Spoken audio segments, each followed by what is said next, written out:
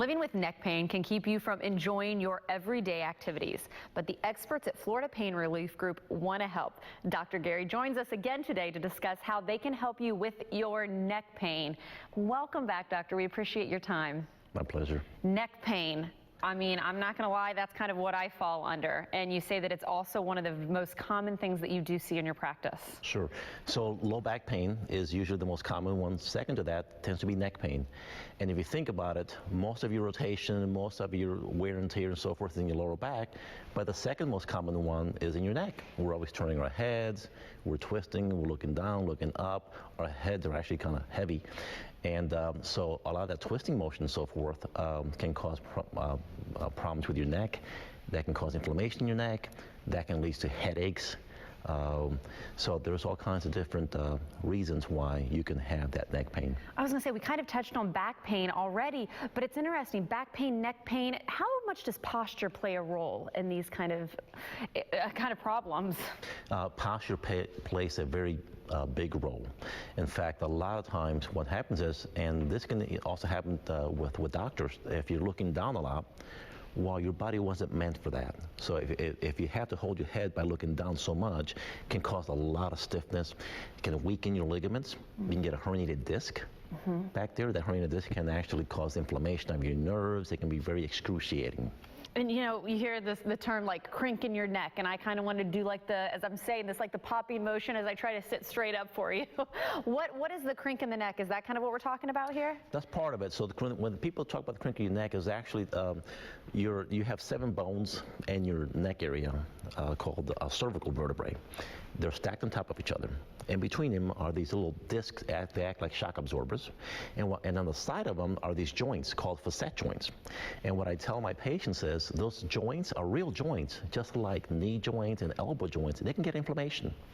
So they go, Doc, well, why do you have joints there? And I said, well, you know, if we recall the movie The Exorcist, I said, well, if we didn't have facet joints, we can do like The Exorcist. We can turn your head 360. But the joints stop you from doing that. So, but those joints, a lot of the wear and tear, you get inflammation. Inflammation can actually cause problems and irritation in those nerves. You can get what's called occipital neuralgia, which is the nerves that go from your neck up to the back of your head, and that can cause some serious debilitation as well. Well, I'm assuming, you know, people always talk about, you know, when it affects your regular life, that's the time to give you a call. So what do you do when a patient comes in and it's like, oh, I've got the crink in my neck? Well, the first thing I'm going to do is this normal? You know, it might be, if it's the usual crink that's only for a few hours, maybe a day or two, it goes away. If it stays there a lot longer, and you know it, you know, so you know if this is just something that's not normal for me, you should come and see a physician. See a physician like us, see your primary care doctor, see a physician, because it's not normal, and we have to evaluate, make sure, and see what's going on there. Maybe something simple, or maybe something a little more involved.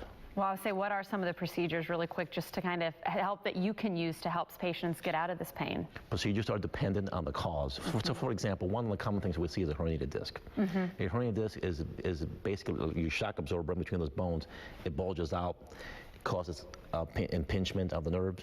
You get what's called a pinched nerve. Yeah. It's really inflammation of those nerves. We can put a little medication there into that inflammation, reduce the inflammation, get that pain to go away, send you back to physical therapy, get you back again. And once again, I'm noticing no surgery. Surgery is the last thing you want to do. Okay. A lot of times you need it, and if you need it, you need it. But what we find is usually surgery is because it's gone on way too long without being treated, or it's some sort of a trauma or something like that happens. But there's a lot of things we can do to avoid that operation. In fact, most surgeons, if you go see them immediately, they'll usually send you to see us first. Oh, okay. Because they want to make sure that we can treat you first before they actually do an operation. And if we cannot help you, we will refer you to a surgeon that can help you. Wow. Well, again, I like how you treat every patient differently. You find the background, you find the problem, and they will do what they can to help you. So for more information on how Florida Pain Relief Group can help you with your neck pain, you can call 844-KICK-PAIN or just log on to floridapainreliefgroup.com.